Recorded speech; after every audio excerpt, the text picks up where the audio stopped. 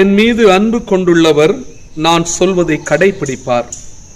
என் தந்தையும் அவர் மீது அன்பு கொள்வார். நாங்கள் அவரிடம் வந்து அவருடன் குடிக்கொள்வோம் என்கிறார் ஆண்டவர். யோவான் நற்செய்தி 14ஆம் அதிகாரம் 23வது வார்த்தை.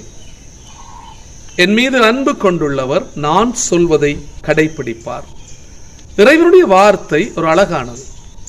இறைவனுடைய வார்த்தையோடு எங்களுடைய வாழ்க்கையை நாங்கள் அமைத்துக் கொள்ள வேண்டும் என்பதை இன்று நாங்கள் புரிந்து கொள்ள வேண்டும். இந்த வார்த்தையினுடைய வல்லமையை தான் நாங்கள் ஒவ்வொரு நாளும் திருப்பலியிலே வாசிக்கிறோம்.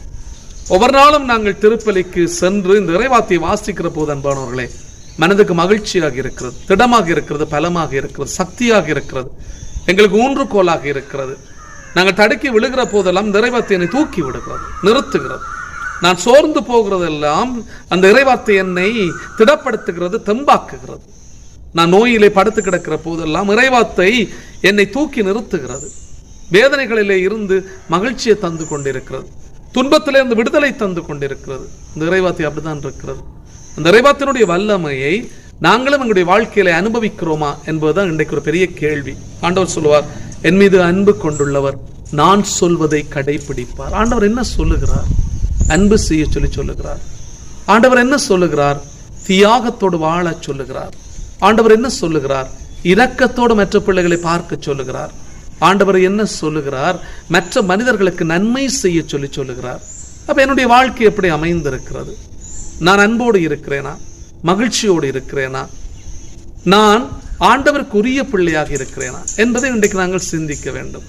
இறை வல்லமையை அனுபவிக்கிற பிள்ளைகள் நாங்கள். இன்றைக்கு இந்த இறைவார்த்தை சொல்லும், என் மீது அன்பு கொண்டுள்ளவர் நான் சொல்வதை கடைபிடிப்பார். என் தந்தையும் அவர் மீது அன்பு கொள்வார். நாங்களும் அவரிடம் வந்து அவருடன் குடிக்கொள்ளுவோம். அன்பாக இருக்கிற பிள்ளைகளோடு இறைவன் குடிக்கொள்ளுகிறார். இன்றைக்கு இறைவார்த்தை அப்படிதான் சொல்லும், அன்பாக இருக்கிற பிள்ளைகளோடு இறைவன் குடிக்கொள்ளுகிறார்.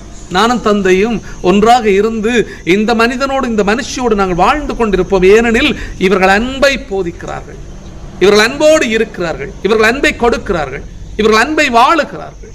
அந்த மேலான சிறப்பும் வாழ்க்கையும் அன்பானவர்களே எங்களுக்கு ஏன் இன்னும் கிடைக்காமல் இருக்கிறது? நாங்கள் அன்பு செய்யாமல் இருக்கிறோம், இரக்கத்தோடு பார்க்காமல் இருக்கிறோம், கொடுக்க மனமில்லாத பிள்ளைகளாக இருக்கிறோம். எங்களுக்கு எவ்வளவோ இருந்தும் நாங்கள் அதை பகிர்ந்து கொடுக்க எங்களுக்கு விருப்பமில்லாத பிள்ளைகளாக இருக்கிறோம். தேவையற்ற கதைகளை கதைத்து மற்ற மனிதர்களை பற்றி நாங்கள் இல்லாதவைகள் பொல்லாதவைகள் கதைத்து எங்களுடைய வாழ்க்கைகளை நாங்கள் சின்ன பின்னமாக்கி கொள்ளுகிறோம். நாங்கள் ஏன் அன்பானவர்களை அப்படி வாழுகிறோம்? அன்பு செய்வதற்கு எவ்வளவு சந்தர்ப்பங்கள் எங்களுக்கு இருக்கின்றன.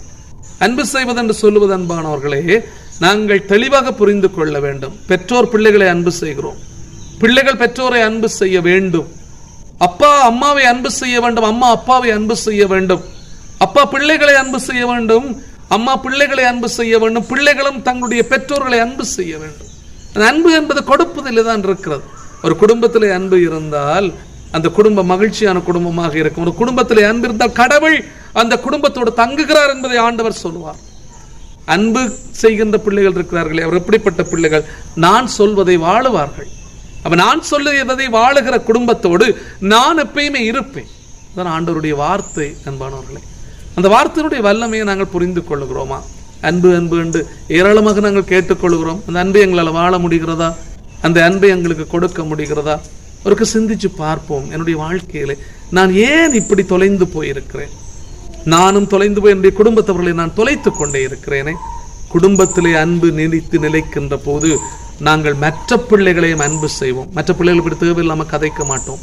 மற்ற பிள்ளைகளுடைய வாழ்க்கையில தேவையில்லாமல் நாங்கள் போய் சேர்ந்து அவர்களுக்கு பிரச்சனைகளை ஏற்படுத்தி கொடுக்கவே மாட்டோம். ஏனென்றால் நாங்கள் அன்பு செய்பவர்களாக இருந்தால் மற்ற பிள்ளைகள் தவறிழைக்கின்ற போதும் அவர்களை திருத்துகின்ற நல்ல மனப்பக்குவம் தான் எங்களுக்கு இருக்குமே தவிர, அன்போடு திருத்துகின்ற மனப்பக்குவம் இருக்குமே தவிர அவர்களை பற்றி இல்லாதவர்கள் பொல்லாதவர்கள் கதைப்பதிலே அல்ல. அன்பானவர்களே, இன்றைக்கு நாங்கள் தெளிவாக புரிந்து கொள்ள வேண்டும். ஆண்டவர் அன்பை பற்றி சொல்லுகின்ற போது சொல்லுவார், என் மீது அன்பு கொண்டுள்ளவர் நான் சொல்வதை கடைபிடிப்பேன். என் மீது அன்பு கொண்டுள்ள என்ன? நான் படைத்த இந்த மனிதர்கள் மீது நீ அன்பு செலுத்துகிறாயா? எனக்கு அருகிலே இருக்கிற சகோதரன் சகோதரியை நீ அன்பு செய்கிறாயா? அவர்களை மகிழ்ச்சியோடு பார்க்கிறாயா? இந்த அன்பை உனக்கு கொடுக்க முடிகிறதா? தியாகத்தோடு நீ வாழுவதற்கு விரும்புகிறாயா? இரக்கத்தோடு மற்ற மனிதர்களை பார்க்கிறாயா? உன்னால் முடிந்த அளவுக்கு நீ மற்றவர்களுக்கு உதவி செய்கிறாயா? கிறிஸ்தவம் அங்கேதான் வாழ்ந்து கொண்டிருக்கிறது அன்பானவர்களே. இந்த கடவுள் எங்களோடு எப்போதுமே இருக்கிறார் என்பதை நாங்கள் புரிந்து கொள்ள வேண்டும். எனவே அன்புமிக்க சகோதரர்களே, இந்த அன்புக்கு நாங்கள் பாத்திரமான பிள்ளைகளாக இருப்போம். கொடுக்க மனமுள்ள பிள்ளைகளாக நாங்கள் இருப்போம். இரக்கத்தோடு மற்ற பிள்ளைகளை நாங்கள் பார்க்கிற பிள்ளைகளாக இருப்போம்.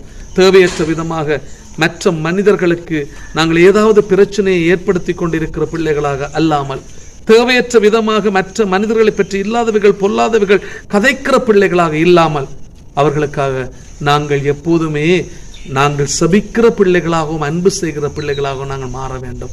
அதைத்தான் ஆண்டவர் எங்களிடமிருந்து விரும்புகிறார்.